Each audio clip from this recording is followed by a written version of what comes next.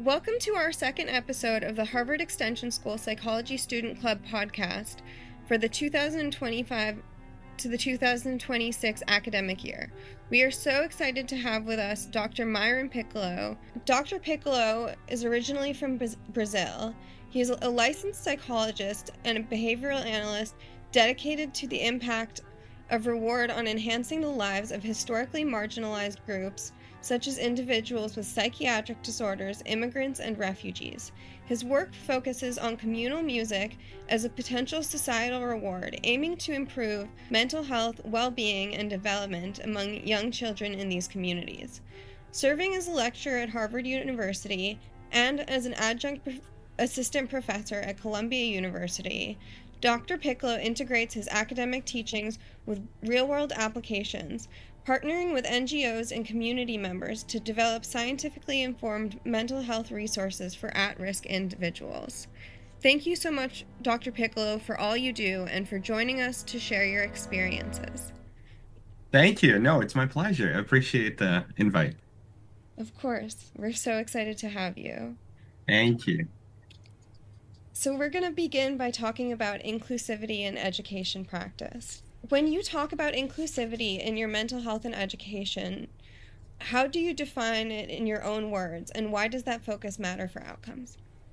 That's a great question to start with. I think what I think when I'm developing a class or, even thinking about like a research project is so first just to give some background, right? We understand that psychology there's this paper that came out a few years ago at this point, and the author talks about how most of the studies or most of the work in psychology is done with people coming from what we would call weird countries, like so Western, educated, industrialized, rich, and democratic, even though this group of people only represents 12% of the world population. So it's very sad to see how most people around the world may not be represented when it comes to psychology studies.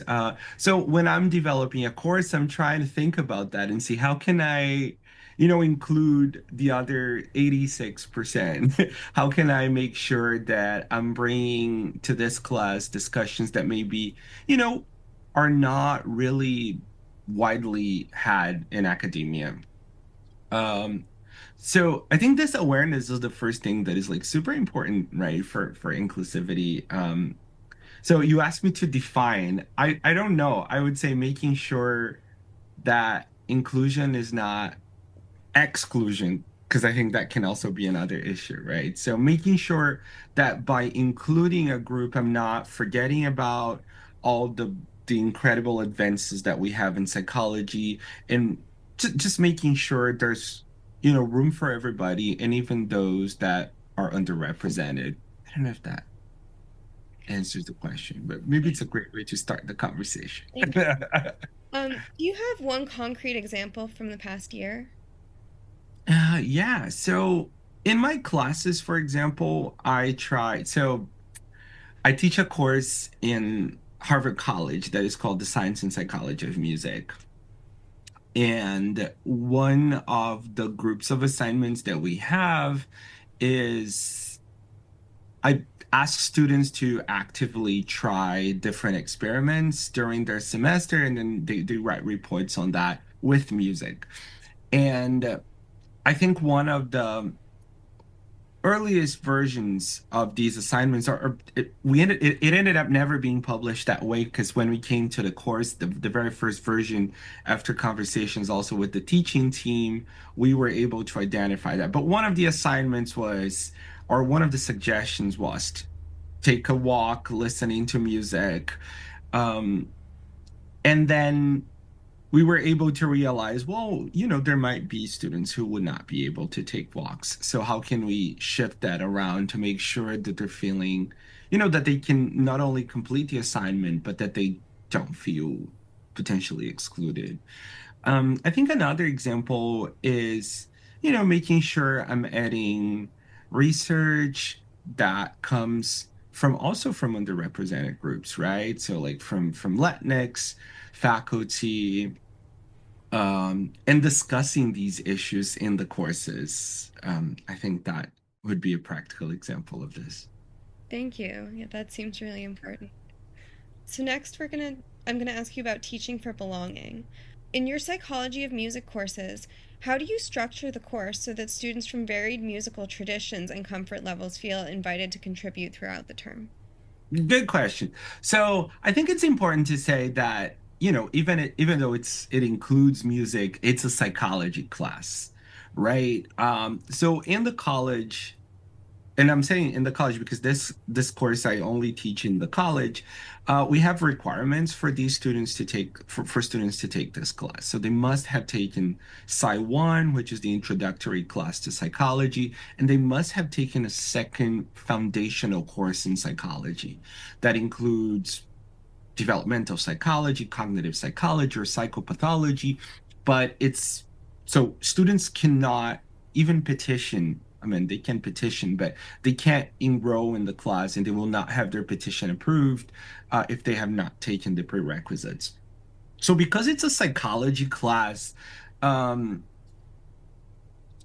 I feel that as long as they have met the prerequisites, they should be able to join and feel included and feel part of it. When it comes to musical traditions, that's a very good point. So one thing that I tend to tell them, and then again back to like the Western thing, most of the things that we read and most of the studies that we have, they are using Western music, right? So it's one of the things that we discuss in the very beginning of our class, how a lot of this is constrained under this umbrella. Uh, but one thing that we do to make sure people feel like they can share is the initial 3 minutes of every class, we often invite students for like a musical performance, and then they can choose to perform something that comes from them. And I'll tell you, there was this last year or the year before, this student who actually plays for the soccer team of Iceland. And it was phenomenal what she chose to do. So she came for one of those performances, but she didn't sing. She just had the whole class do like a chant that they do when Iceland is playing. And it was just really nice to see how we can still get together. And I think that's the thing about music, right? You still get together, you still get united around it or like rhythmic things, even if you're not 100% familiar with how that is processed in a different culture. That's so fun. That's such a great class bonding activity. I love that. It's nice. I love it. One thing I tell my students in the beginning of the course is that I want to be very intentional using music in a way that makes them feel like they belong because they really do. That's wonderful. Just to sidetrack for a minute, could you go over the courses you teach at Harvard College and also Harvard Extension School? Yeah. So at Harvard College, I have a reduced teaching load now because of different commitments with the college. So I teach two courses a year. I teach the science and psychology of music. I often teach this in the fall. And in the spring, I teach a seminar that is called Markers and Mechanisms of Psychopathology.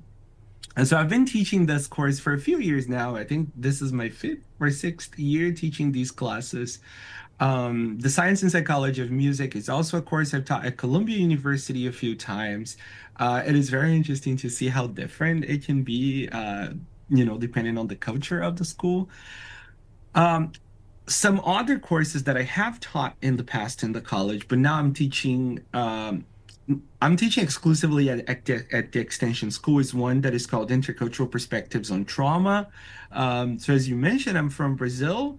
I got my PhD in Switzerland and then came to the US for a fellowship in McLean Hospital. So when I left Brazil and came to Switzerland, I started realizing how some things are not, how the universal is not really universal. Um, and it was in that context that I started teaching this course, looking at intercultural perspectives on psychopathology. And I've been I started teaching this course in the college, but then once I reduced my teaching load for my other commitments in the college, I just started teaching this at the extension school. We look at trauma across different cultures and or using this pluricultural lens to interpret how people suffer and how people also recover or heal from trauma. Also, a course that I started teaching in the college, but now I'm only teaching at the extension school. It will be the second time in the spring. It's called Psychology of Rewards. So we try to come up with a title, and we're like, too much of a good thing? Is there something like that? And so that's the Psychology of Rewards. In that class, we discuss basically what rewards are. So rewards are those things that generate decision making, learning, pleasure, and habit formation. And we look at that and try to apply that to mental health and well-being. What I love about that class is that we have an opportunity. I also taught that at Columbia. Um, what I like about this class is that we get to partner with NGOs that are serving the community. So our students really get to understand their needs and come up with something that the NGOs can actually implement. And then also the markers and mechanisms of psychopathology that I've been teaching in the college. I'm teaching at the extension school for the first time in the spring. Um, and I also that's a lot, right? I also teach a class that is now a requirement for the master's program. So it's one of the on-campus requirements. I've been teaching it in the summer and taught it for the first time as like two subsequent weekends this semester. And it's the engaging the scholarly conversation. And it's a class that we get to learn how to write in psychology. Do you have examples of some of the NGOs you've worked with and some of those projects?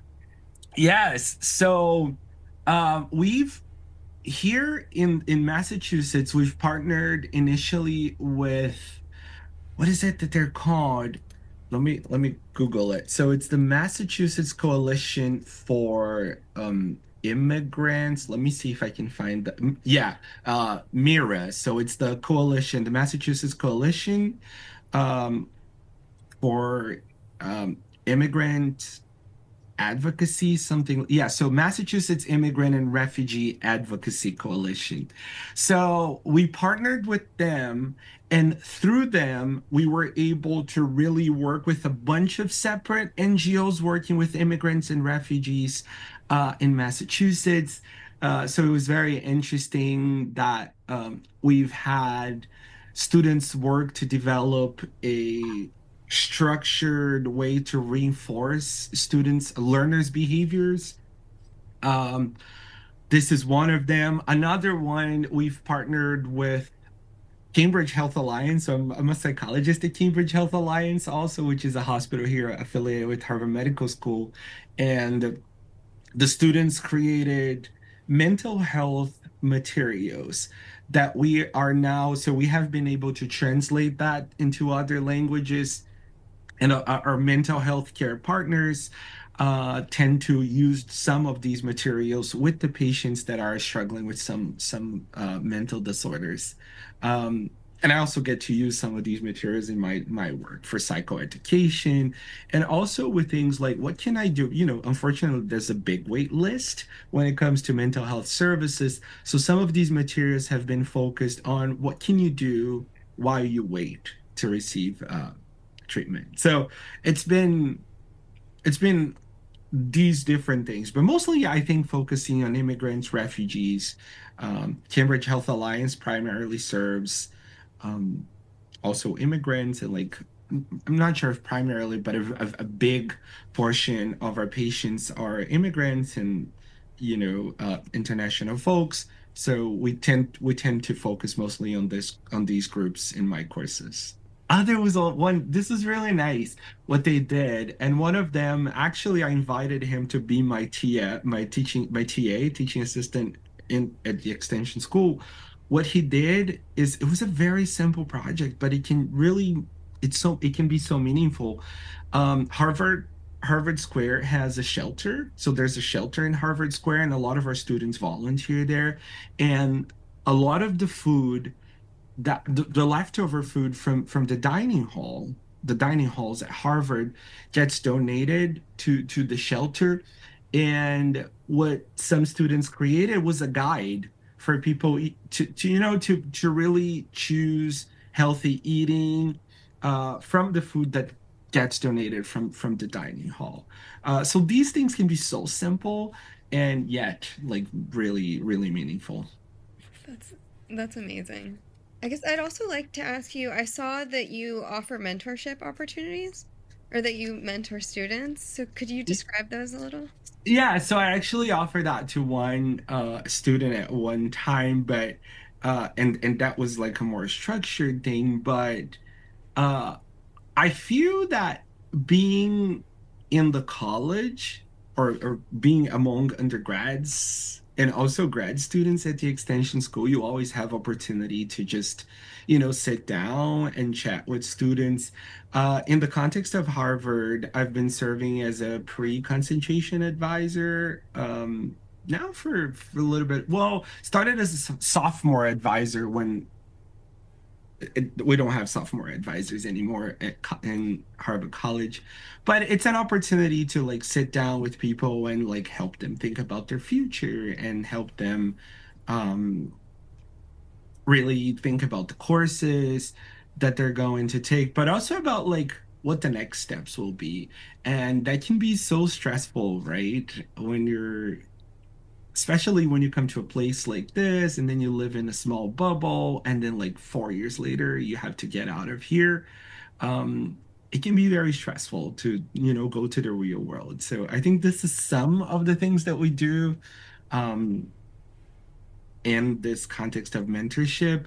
I've volunteered a couple of times. So the Department of Psychology has a project.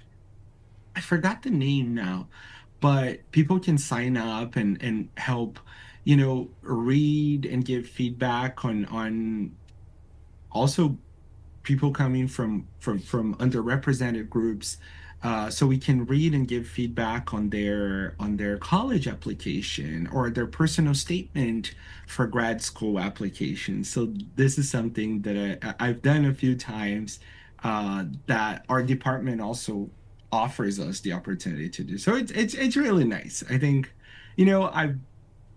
I've been given so much. I feel so lucky to be able to be here and coming from where I come, that it just feels like, I don't know, it's hard Thank, to talk about that. Yeah, it's something I like. I don't know, it's just part of, I think, of what I need to do. thank you so much for offering that to students. I know at Harvard Extension School, mentorship has been one of the most important parts of my education. That's really wonderful that you do that. So next, I'll go to discussing music for inclusion in clinical care. Your research suggests that shared listening can lift mood and belonging. What is a simple, evidence-informed way a care team could use communal music to foster inclusion among patients in a psychiatric unit or group clinic over the next month? Oh, good point. So we're testing all of these things, right? So when we first tested the concept of communal music, it was very interesting to see that listening to music that is often experienced in the communal setting is better at improving affect, particularly in situations of ostracism and exclusion.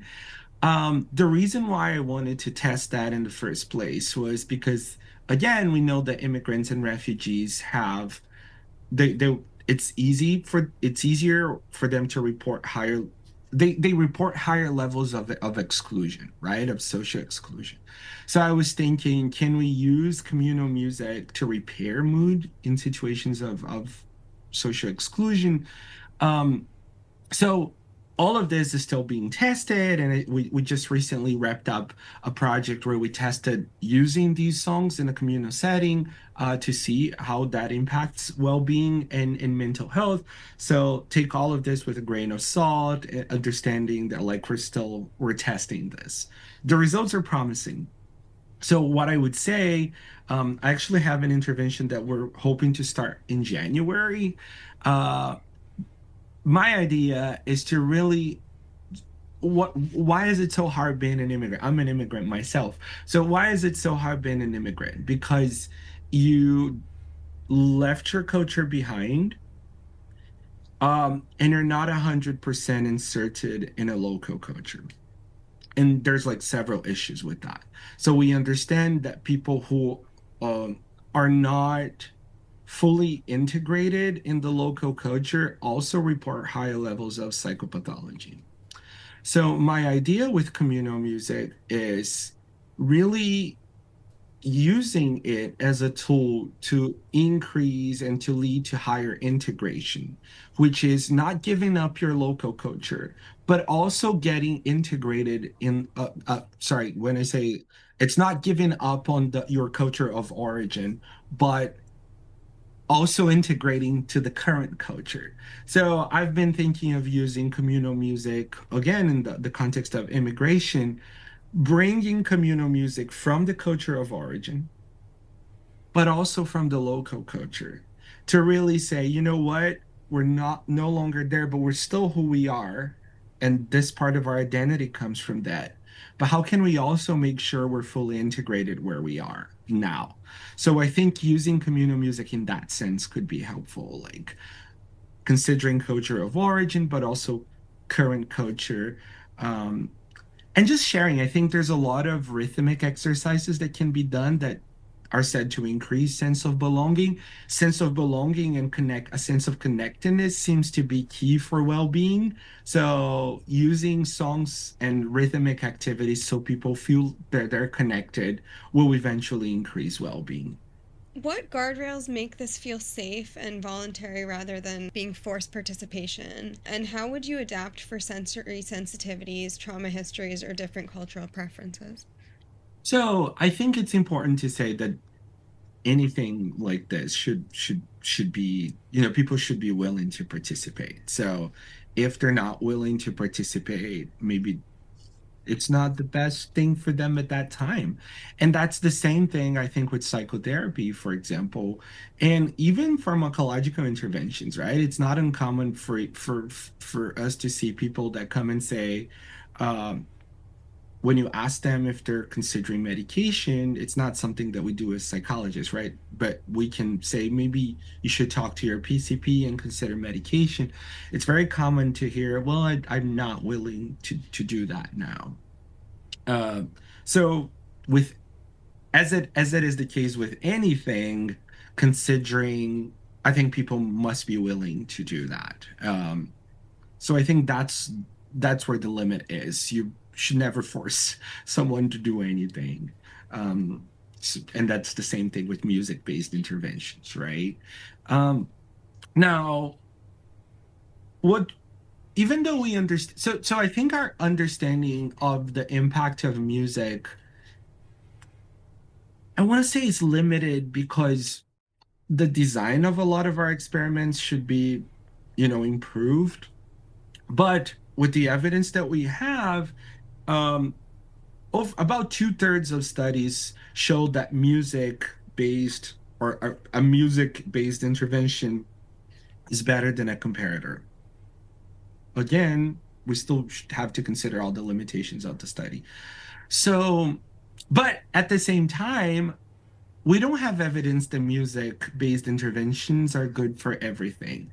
So it's not uncommon to see, for example, that while music-based interventions are able to decrease anxiety, maybe decrease depressive symptoms, increase sense of belonging, it doesn't seem to have any effect on things like psychotic symptoms, for example, at least positive uh, symptoms of psychosis, like hallucination, delusions, and things like that. So we should not be using music for things that we don't have evidence that it works for, or we should just be using it as an adjunct therapy or as an adjunct tool, right? And that's what I advocate for. I don't think people should, if someone is experiencing depression here in the US, I think the best thing for them to do is CBT, cognitive behavioral therapy, and music should just be used as an adjunct. So that's my position, right? I don't think music-based interventions will replace treatments, but will work alongside treatments. Um, So that means if someone is experiencing trauma or something else, they should be looking for the best alternative or the best type of treatment in the culture where they come from. And in some cultures, it will be communal music, right? Because they will look at healing as a communal thing. But in other cultures, it won't. And in terms of adaption, I think and it goes back, I think, to the first part, right? I think we should never force people to do anything that they're not willing to try. And I think the thing with music is that most people like it, and it's an easy thing for people to do. So maybe that's why a lot of people will come and try, but it shouldn't be forced upon anyone. Okay, thank you. In terms of working with immigrants and trauma, are you finding that you need to shift the ways that you work with these populations kind of in the last few years and as the landscape in the United States has been shifting? Yeah, so absolutely. So I think when you're working with immigrants, it's always important to consider the local culture. So I'm lucky to work mostly with Brazilian immigrants. Um, Even though Brazil is a huge country and I don't claim to, match my patient's culture in every sense, at least we match the language, at least or most of it, and maybe some macro components of our culture. So I think that helps because then I come from a place of understanding, or it's easier for me to understand where they're coming from. Now, of course, with the political climate changing, um, it shifts the way we work with them because if, you know, a while ago, you see, if a while ago it was a lot of anxiety comes from things we create in our minds, right? And things are often worse in our minds than they are in reality. But what's been happening is that maybe um it's a lot more it's a lot more real. The anxious things that were at one point only in people's minds, they have become way more real. So we need to adapt to that because if before a lot of these things were potentially not possible, as landscape changes, they become more possible. So you also need to shift the way you work with them. Maybe not only questioning the validity of these thoughts, but also questioning the usefulness and making sure people feel prepared if they need to deal with, these threats that at one point were only imaginary and have now become more real. Okay, thank you. That must be really hard to work with. Yeah, it's still very rewarding. It's just very rewarding to, work with some of these populations. Yeah. I think that's why I got a degree. It was initially thinking of supporting people, so it's really nice to also have this part now and not only be 100% focused on teaching and doing research. I think this human contact is the reason why I started studying this in the first place. Yeah, that seems more important now than ever.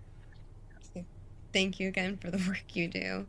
Um, what changes have you found most helpful for making tasks, labs, or classes easier to participate in for people with sensory, cognitive, or time limits while still keeping standards high? That's a good question. So I think at Harvard, we have an accessibility office that will work with students to like really identify needs, right? And then we get emails saying this student needs this type of adaptation, this student needs that other type of adaptation. So I think, being flexible is something that is required from us. And I think people in positions like mine, because, not everybody learns the same way. So I think identifying and maybe providing as many possibilities as possible. So, people can learn people who learn more reading will have the papers for them to read. Maybe people who learn better watching a documentary will also have that possibility, right? Now, when it comes to time constraints, I think that's a difficulty that we have, right? So when you think about a course, a 4 credit course, maybe people are required to read about what 50 papers in as part of one course in a semester. And even though we try to be adaptive, I think this is something that everybody who's considering taking a class should think about, right? It is a time commitment. And as and to ensure the quality and the high standards that we have, it's important that the person understands that they will need to include that in their lives. Um, and that sometimes comes with giving up other things or like establishing priorities, or sometimes understanding maybe this is not the best time for me to take this because my time is so limited that I wouldn't be able to to keep up with the standards. Um, yeah, so I think time is one thing that is harder to work with. But with everything else, we can figure it out. That makes sense. So, when you're working in the community, in early childhood classrooms or parent groups, what brief shared activities build a sense of the feeling that we belong here for diverse families? Great. Um, that's a very good question. So I think one thing that we need to be open to is diversity comes in many shapes and forms, right? So one of these forms, it could be in terms of language. So some families might not be as fluent in English or another language as they are. One thing that I've learned is that, and also this is research, right? So it seems that moving together or moving in synchrony, particularly to music, leads people to increase to report more belonging. So I think activities that have people move synchronously to music is something that will help people connect, even if they don't understand the language, right? When we're moving together, there's still that sense like people may exchange looks and say, "Oh yeah," there's like a whole conversation going on just in exchange gazing. So one thing that I really like, and I think it's helpful is I think in English it would call that gathering drums. So these are like huge drums that can be either placed on the floor or on top of something, and people can all drum using the same drum. So it's a very big one that people will gather around to music. So that is something that people can do even if they don't speak English. It doesn't matter where they come from. It doesn't matter what their family looks like. Uh, they're still able to get together and for that period of time forget about everything else and just focus on moving together. Which again, I think is why it may lead to increased well-being, right? Because it's almost not almost it's like a mindfulness uh technique because you're focused there on the here and now and like really not paying attention to anything else at that time. That completely makes sense. I take music as a mindfulness activity. Right? Yeah. It's like tap dancing. That's not something I could be mindful to. No, I started taking tap dance classes like 2 years ago at this point. And I remember and it's still like that, but I think after a while you're like, okay, I got this. But I remember in the beginning thinking if I missed 5 seconds of my instructor's instruction, my teacher, I was lost for the next 10, 15 minutes of the class. So you cannot let your mind wander for even like 5 seconds. So I thought, oh, tap dancing is we should do some research and compare it with mindfulness and see because seriously, you're just focused on that for like an hour and you have to be, otherwise you get lost. And again, and I think the sense of community that comes from something like that, everybody just like tapping together, moving in synchrony. It's just beautiful. Sounds fun. It sounds intimidating to me, but Yeah, it can be. It can be. So that's why. So when I first joined, I was taking classes. It was at noon on Wednesdays. And it was me and this incredible community of retired ladies in their 70s and 80s. So it was just so nice. And I just felt so welcomed by them. They would bring cookies one week and like candy the following week. And it's too bad I can't come to those sessions anymore. I have to plan my schedule around that so I can come back because yeah, it can be intimidating. But if you find the right community, it's great. yeah, that sounds wonderful. If a student has one semester to make a project more inclusive, what are the first two changes you recommend, and how would they evaluate impact quickly? So maybe consider literature from people that you wouldn't normally see in academia. I think that maybe is a first piece of advice, right? It's just always so easy to go to the most cited authors. And I'm not saying that you shouldn't include those, but inclusion means so inclusion doesn't mean excluding those authors, but means including those that you wouldn't otherwise cite. So I think that's a first thing to do.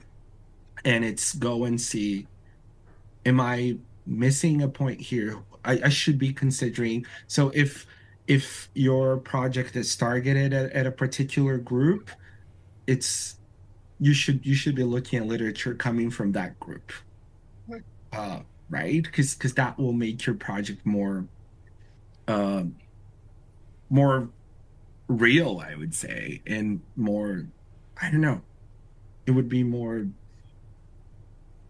it would make more sense if you're looking at what that community says about that thing. Now, in terms of evaluating impact, I think there's only so much that can be done in a short period of time, right? So, talking to people as much as possible. In psychology, we use a lot of quantitative measures, but in a short period of time may not be easy. So you might go with qualitative questioning and interviews. Uh, but I think this constant assessment and like really being open to feedback, not only instructors, but people who are the target or who are really going to benefit from whatever project it is you're creating. Ask them. Don't I think we can have a tendency in academia to look at ourselves as like the honors of the knowledge. So we come to a community almost as if we're like, I know what you need because I've been taking classes at Harvard. I've been reading all this great research. So it's very easy for us to come to a community as like the honors of the knowledge. And I would say that's totally not the best way to approach something. Uh, so it come into a community that you're planning to work with, and the best way to assess something or even to develop something is by listening to them and having them as a starting and as an endpoint, not as just means to get good grades, but it's like this project is for you, so it doesn't make sense to start anywhere else other than with you, and it doesn't make sense to end it in any other ways than with you. So always go back to the community, um, because that will make your project relevant and it will make it make sense. And it will make it not only be a 10-page paper or a poster or a 1 hour podcast episode. It will make it real and will make it meaningful. And years from now, maybe you'll get back to that community and you're like, oh wow, so you're still doing it. And you'll learn that if they are, it's because it was relevant in the first place and it was meaningful to them. Thank you. That's fine.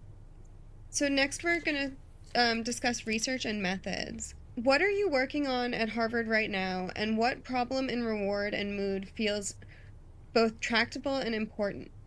So right now I'm working on the communal music project, right? I'm looking at that as a social reward and exploring these relationships. So we just wrapped up a randomized controlled trial that happened in two different places in Brazil. Um, I first tested it in Brazil with some partners there because my goal here is to then bring it, and that's what we're planning to do in January. So we're getting started to hopefully test a communal music-based intervention with Brazilian immigrants here in Cambridge. Now, I've been because I'm exploring this as a reward. So one of the things that we did is we collected brain data using FNIRS, fractional near infrared spectroscopy in children. Even though it only gets cortical responses, we believe that there are regions that are mainly processing rewards. So um, this is what I'm trying to see is if this tracks. We haven't analyzed the FNIRS data yet. Um, it's amazing how much data you can get even from a pilot study. We had um, we had about I think about 40 children who completed. So it was with 4 or 5 year old kids, the project in Brazil, and we had about 40 kids who completed uh, pre and post and completed the whole interventions among like experimental between the experimental and the control condition in two different sites. So we had a bunch of behavioral measures. We also filmed every session. So we're now also trying to create a behavioral protocol because the way we measure, so the mechanism that I'm exploring that improves affect through music, communal music is sense of belonging. With adults, we can ask questions. With 4 and 5 year old children, it's harder. So we're right now trying to develop a behavioral protocol to look at belonging in these kids. This has been very, very, very challenging. Luckily, we're able to film all the sessions so we can get back to it. We're also at this point transcribing all the sessions and coming up and trying to do some qualitative work to see what comes up. Um, what else? I'm also involved in this global trauma network.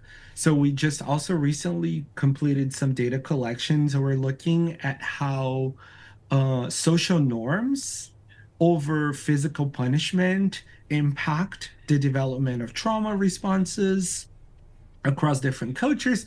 We're a bunch of different countries. So I was collecting data here in the US, and then we have people all over the world. Yeah, so there's some things going on. Wow. So what key assumptions are you trying to break? And I know the findings are early and you're in the beginning stages of research, but what null findings have surprised you? So I'm not sure I'm trying to break any assumptions. I'm trying to bring attention to a population that maybe we tend not to pay as much attention to as we should. Um, Now, in terms of findings, I'm not sure. I've been so it's hard because as I told you, we're sort of in this initial movement, like looking at our data and at the same time trying to be super mindful and not like run a bunch of multiple tests. So that's why we haven't analyzed the FNIRS data yet, because I want to make sure that we come to the data with a priori hypothesis, so we're not just running a bunch of tests, and so for that, we're being very mindful and like really trying to identify how we're testing everything, our hypothesis. So we haven't like really had a bunch of null findings there, but also not, significant findings just because we haven't explored those. But with some of the behavioral data, something that's been puzzling is, some things have come up the way we expected, and others we haven't like really found the effect. And I think the reason for that, it's not surprising. I think, when you design a strong experiment with a strong control, with like strong control conditions, it allows you to isolate variables that maybe previous studies haven't. Um, so that can be not surprising. I think it's, expected. So if I'm looking at the communal aspect of something and not necessarily the music, but doing something as a community, maybe it's not surprising that both groups will show good results because maybe the secret is not the music itself, but it's creating something as part of a community. So I don't know. I don't know if I have an answer after like talking for all this time. I don't know if I have an answer for that question. It's fine. When designing experiments and also courses of treatment beyond Western educated, industrialized, rich, and democratic populations, what have you learned about building these behavioral studies that are genuinely inclusive of these non-weird populations? So, so I think I'm limited to designing and working with things that I'm familiar with. Not even like I want a word that is stronger than familiar, right? I wouldn't assume that, I so for example, I have a couple of papers that I worked with in as part of a group where we were comparing reward responses in people from Switzerland and India, not from Switzerland nor from India, right? So I think in these situations, I assume a more supportive role of someone who's able to talk about these cultures. So I think for me, whenever I'm developing something that is meant to be applied, I'm thinking from this perspective that I know of, which is why I've been mostly focused on Brazilians, right? Because that's what I am. Um, so I think this is a limiting factor that should be for everybody. I don't think that someone who has not experienced a different culture should be looking, oh, how can I improve those people's lives? It's not our position. I'm not the owner of the knowledge. And I feel that we tend to do that, come as like the savior for that culture when I don't have enough knowledge of or office knowledge or desk knowledge is not deep enough to be able to tell how another culture should live. So I think what I do and what I've been doing is really trying to understand within this culture that I'm a part of. Um, and I forgot the rest of your question. It was like, Oh, it was what have you learned about building behavioral studies that are genuinely inclusive of non-weird populations? oh yeah, so I think that's it. So I think, you know, limit yourself to what it is that you know of. Don't assume that because you have a PhD or because you work in a place like Harvard, it puts you in a position to just dictate how other people should, how other cultures should deal with psychopathology or things like that. If you want to, let's say I'm curious and I want to study and learn more, it needs to come to a benefit to those people, but it's very likely that you will not be the lead of anything there that you should, at least that's how I feel.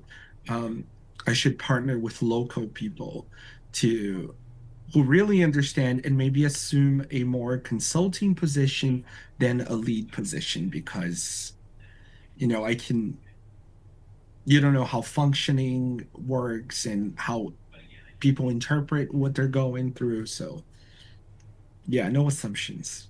Maybe that's the best answer. Just come with no assumptions and be open to learn and culturally sensitive and all of that because we are not honors of the knowledge. That makes sense. Knowing your own limitations is a very important thing to know. Yeah, yeah. Yeah. Many reward and mood tools were validated in narrow groups. When you use them across cultures, what checks or adaptations keep them fair? Great question. So I just had this thing accepted and hopefully will be published soon, in which I'm talking about a an instrument and that's probably the most widely used instrument to measure depression in like in real life settings. It's the patient health questionnaire, the PHQ-9. It's been translated to a bunch of different languages. And since I started also working in the clinic, I realized that like one of the translations for me doesn't make sense. And a couple of people, a few patients actually have brought this up and saying, well, there doesn't seem to be this option. So I'm now proposing, well, actually, when I looked at the research, the way the instrument was validated in Brazil, and so this is again, it's for the Brazilian population, it was not the way it's been used because there's this major translation that got done. And when you go on their website, the official website, the translation that is available is not the one that was actually validated. Because validation, so translation was done by like a big group in the world that has, I think, translated for multiple languages. But the validation studies that are made by the people in the field, they realized, oh, and actually the validation study says, oh, we realized that this option was unclear for people, so we changed it. Anyway, somehow it got back to the way that it wasn't the official big company website. Uh, so not all the whole world does not measure things in Likert scales. So I think thinking about that is an important thing. Validating instruments is not only about translation. I think there's way more to that. It is also about translation, but it's also about like understanding how people quantify things, right? Um, which is why I think a lot of instruments cannot be valid because they just use literal translations, which is the case of PHQ-9 in Portuguese.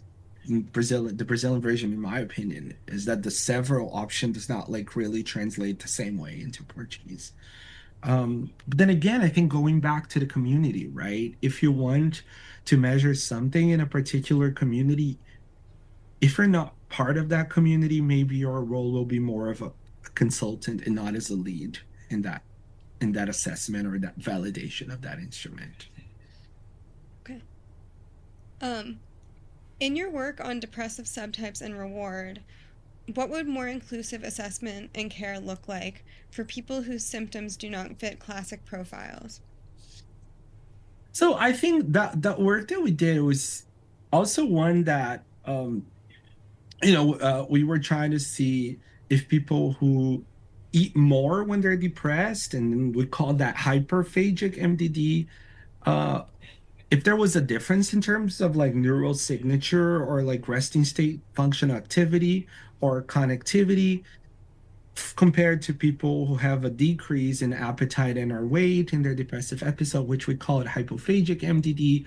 And what we were able to see is that it seems, that the difference that we see in hyperphagic MDD compared to controls, we did not see in hypophagic MDD compared to controls. I think that just starts to highlight that maybe expecting, when we think about depression, for example, and then you have like combinations of symptomatology in the DSM, there's just so many different types that it's not surprising to see that a lot of people are non-responsive to treatment. Right? And it's bad because I think we put the responsibility on them saying this patient is non-responsive. And maybe we should be questioning the types of treatment, and say, well, this treatment is not effective instead of saying this is a non-responsive to treatment patient. So I think this just highlights, I don't know how to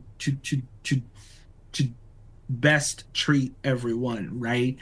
But I think being open and just understanding that there are different phenotypes of depression and of other disorders as well. And a clinician should be aware of these phenotypes and really adapt the treatment to the need of the client, to the need of the patient if it's in the hospital setting, right? So I think that study just brings this should bring this awareness that depression does not always look the same.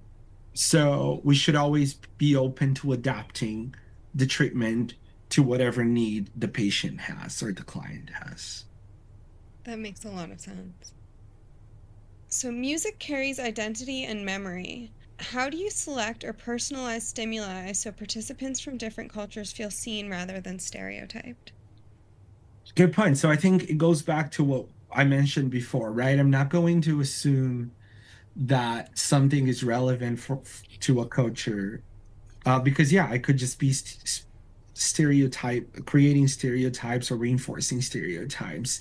So that's why I'll always plan to go back to my own culture. But with the communal music study, we used Take Me Out to the Ball Game.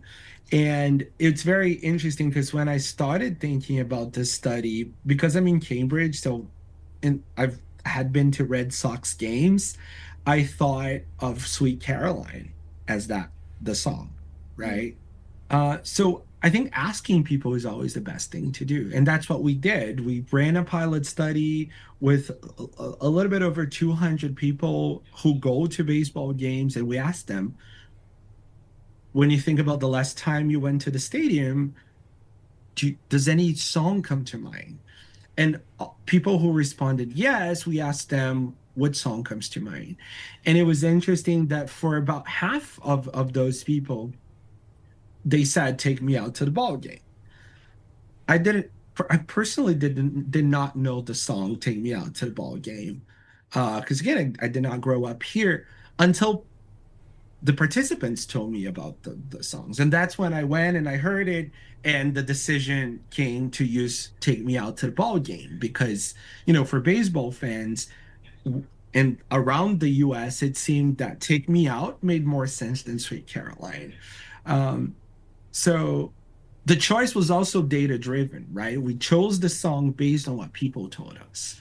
So don't assume things, just run pilot studies. I think that's how we do science. You don't assume things, you collect data and then you make decisions based on the data you collect. Makes sense. Um, when you collaborate with community organizations or international teams, what practices keep the relationships reciprocal rather than extractive? Yeah, great. So I think I I don't tend to assume a position that like I'm the owner of the knowledge just because of where I'm at, because I'm definitely not.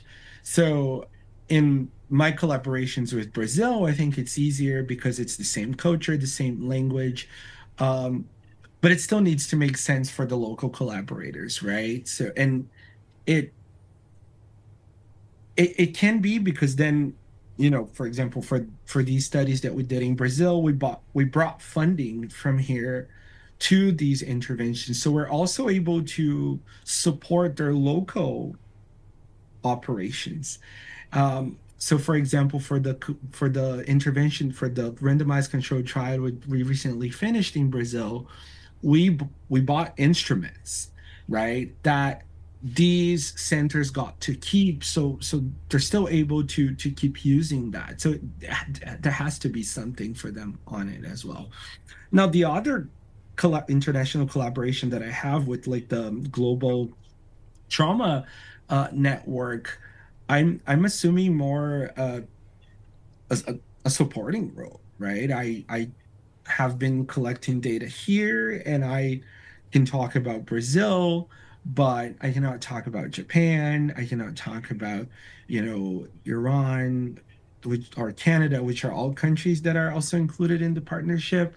Um, so I think it's always this. It's like I being aware because yeah, I'm not so it doesn't become exploitative, but collaborative. And it's knowing your position, I think knowing your place and asking questions more than assuming. So you should never assume when it's an international collaboration because um you know some examples I think some words in English do not carry the same emotion for me that they do for someone who's a native English speaker.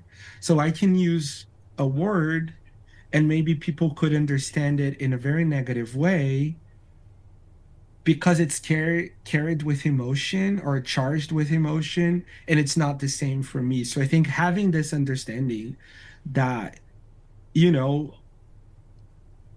emotions are different and there are different emotions attached to words is something that helps in international collaborations because you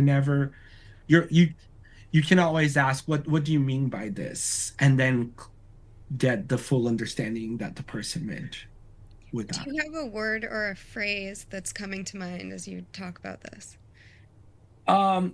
So the word several is just one example, right? So I feel that the way it was, the way it is used in PHQ-9, the instrument to measure depression, several is option number one. So there's like zero, which is no days, one, several days, two, more than half of the days, and then three, most days.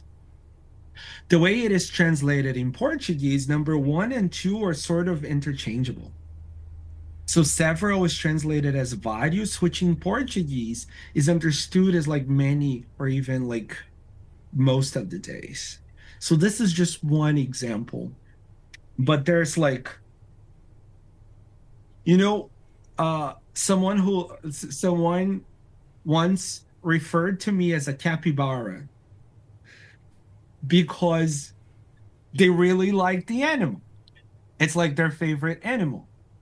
In Portuguese, if you call someone a capybara, that can be an insult.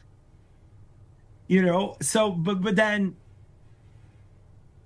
it's like these small nuances of languages that I think people should be aware of. That sometimes uh my guilty pleasure is watching Real Housewives of Miami, particularly.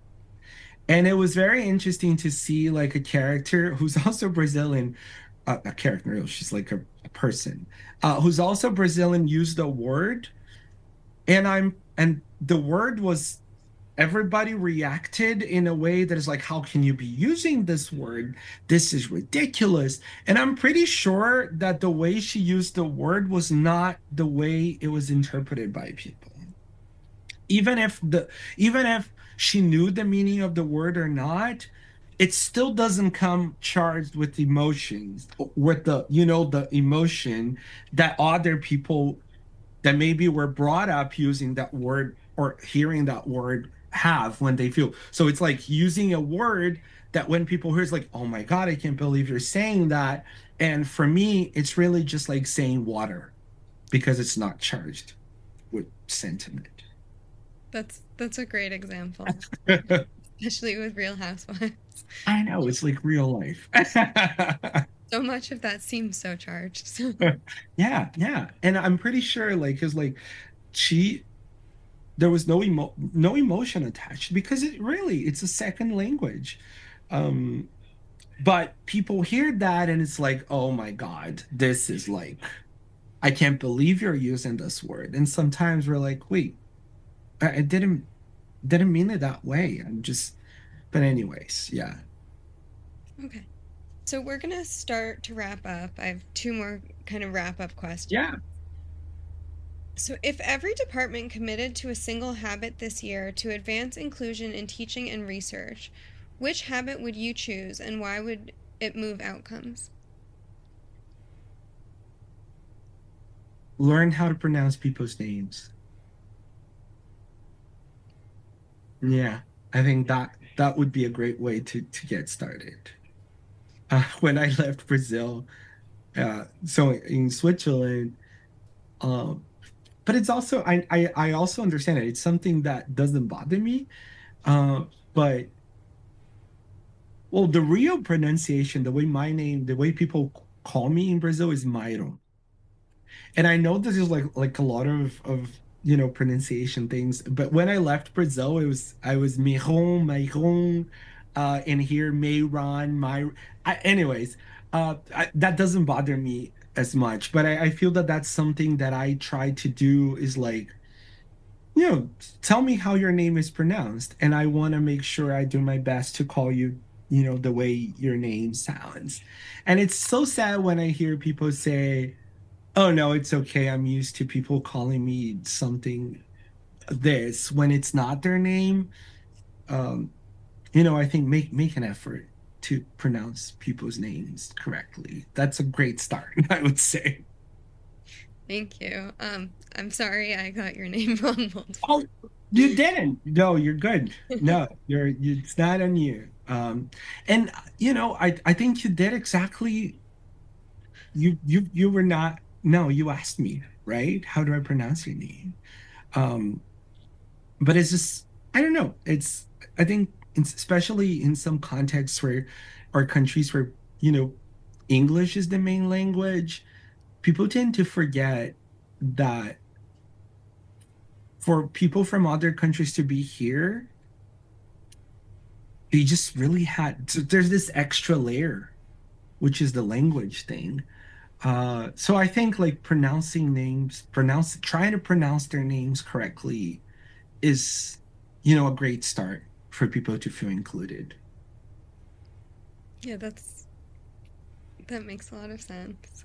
I've seen really funny videos on the internet of like people, like teachers pretending to botch like very classic American names. And it's amusing to see it the other way around. It's like why would somebody, it's unfortunate that somebody would just say, "Oh, I'm used to it." Yeah, it's sad.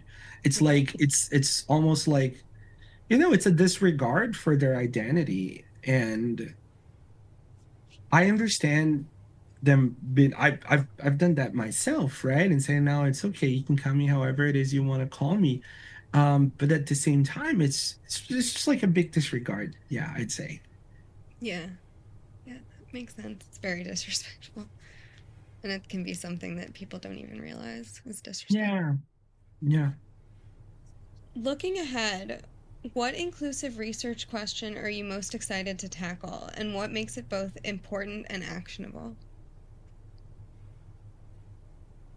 So I think I want to just keep looking at this and seeing, can we identify rewards that are relevant for a particular group and encourage them to engage with those rewards and see how that impacts mental health. Um, and I think it's like meeting people where they are and identifying, looking around in their environment and seeing, hey, you already have this as part of your repertoire. Um, can we be more intentional about how you use this to make your life better, to help you feel better, instead of saying, hey, this is what we have in my culture that works really well. Why don't you try it in your culture that may be completely different than mine? So I'm interested in keeping doing that, is like really identifying what do you already have that is part of what you do and you enjoy, and can we be more intentional about using that to help you feel better? Thank you. It was Thank you so much. having you. It Thank was a you. pleasure being with you. Yeah, thank you. I learned a lot. Thank Thank you so much. It's my pleasure. Take care. you. Okay, bye. Bye bye. Thank you so much, Dr. Piccolo, for joining us on our podcast. Your work is so inspiring, and everything you discussed is also very inspirational. Having you here today was insightful and informative. I certainly learned a lot, and I'm sure our listeners will as well. We hope you enjoyed this amazing conversation about inclusivity, using music to provide a sense of belonging, and intercultural perspectives on trauma. Please join us again next month for another riveting installment of our Harvard Extension School Student Psychology Club podcast.